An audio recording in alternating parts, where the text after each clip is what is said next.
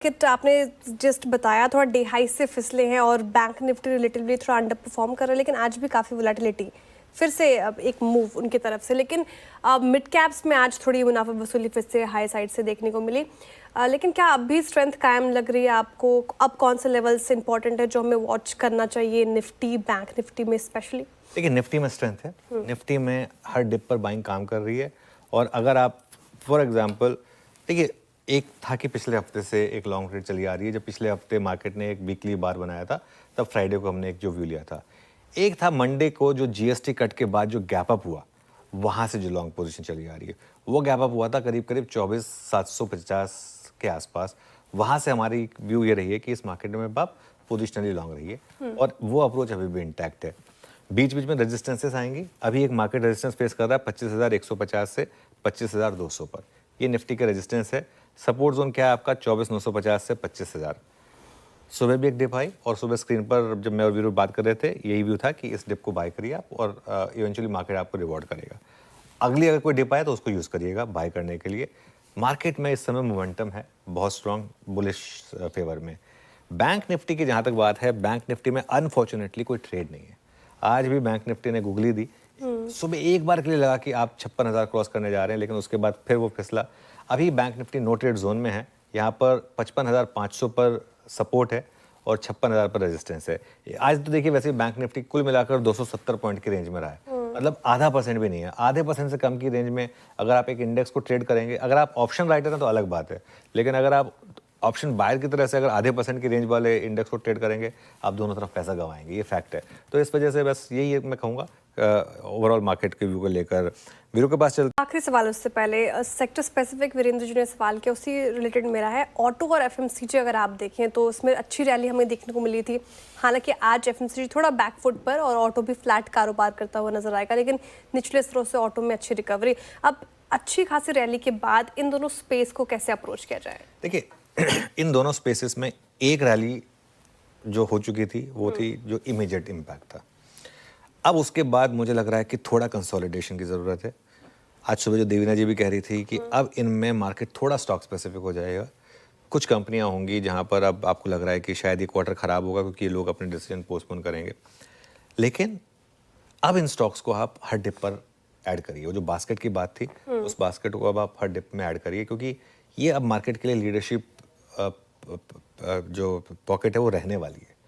ये कहीं नहीं जाने वाली। तो एफएमसीजी, ऑटो, मैं तो कहूँगा रियल एस्टेट, रिटेल, ये कुछ पॉकेट्स हैं डोमेस्टिक इकोनॉमी से जुड़ी हुई, जिनमें अब आप हर डिप पर बाइंग करें बेसिकली। ब्रेकिंग ये है कि जीएसटी को लेकर एक बड़ा डेवलपमेंट होता हुआ दिख रहा है। वो डेवलपमेंट ये है कि ग्रुप ऑफ मिनिस्टर्स की मीटिंग के बाद जो संकेत आते दिख रहे हैं, बिहार के उप मुख्यमंत्री सम्राट चौधरी साहब और जो कि जीएसटी काउंसिल में काफ़ी अपनी अहम भूमिका रखते हैं, वो उनकी तरफ से और बाकी सारे पार्टिसिपेंट्स की तरफ से जो संकेत आ रहे हैं वो ये है कि 2 दरों वाली जीएसटी स्लैब को ग्रुप ऑफ मिनिस्टर्स की मंजूरी मिल चुकी है। मैं आगे आपको पूरा विस्तार से बताऊं, उससे पहले आइए सुन लीजिए क्या कहा है सम्राट चौधरी साहब ने।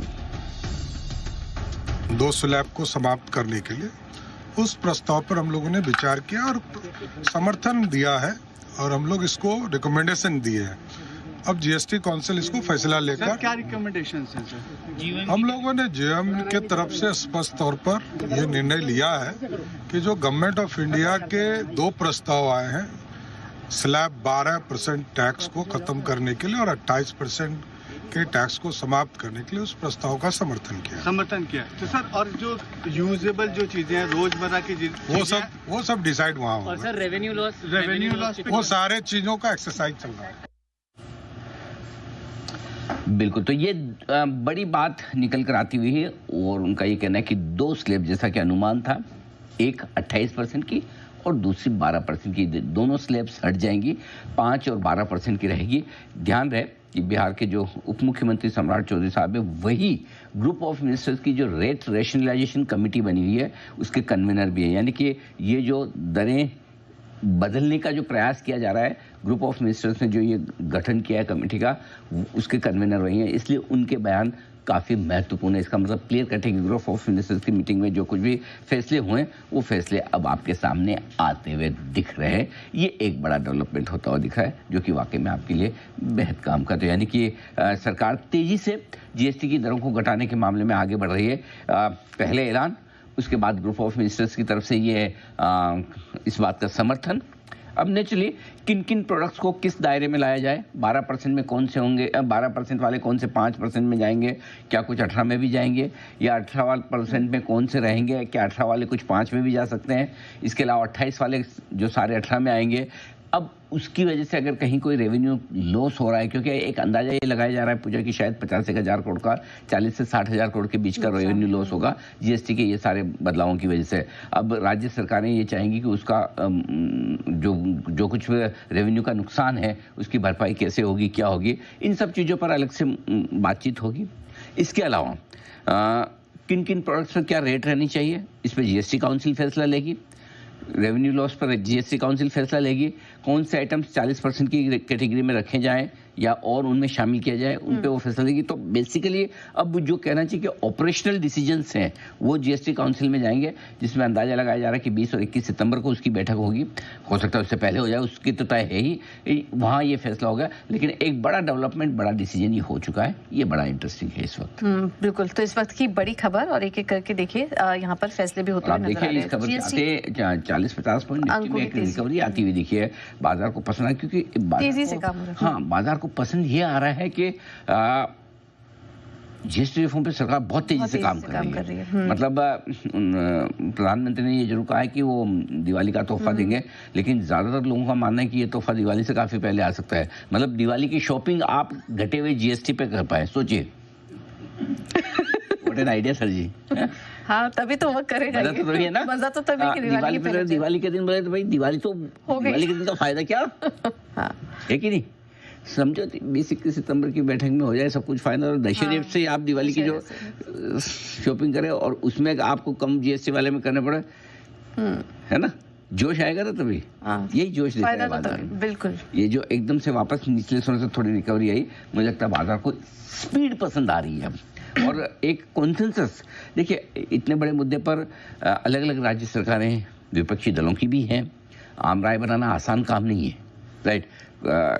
कोई भी राज्य ये नहीं चाहेगा भाई मेरा रेवेन्यू कम हो जाए, तो वो समझाना किस तरह से दरें कम करने से कंप्लायंस बढ़ेगी, किस तरह से बिजनेस बढ़ेगा, कारोबार बढ़ेगा, उससे आपकी भरपाई होगी, ये सारे डेटा के साथ बताना समझाना होता है। तो उस दिशा में सरकार सही आगे बढ़ती दिख रही है जी। निफ्टी तो मजबूत है, लेकिन सर आज क्लोजिंग के लिए कौन से लेवल्स इंपॉर्टेंट होंगे, कहाँ पर नजर? कुछ नहीं चाहिए पूजा जी, हम तो बहुत संतोषी लोग हैं।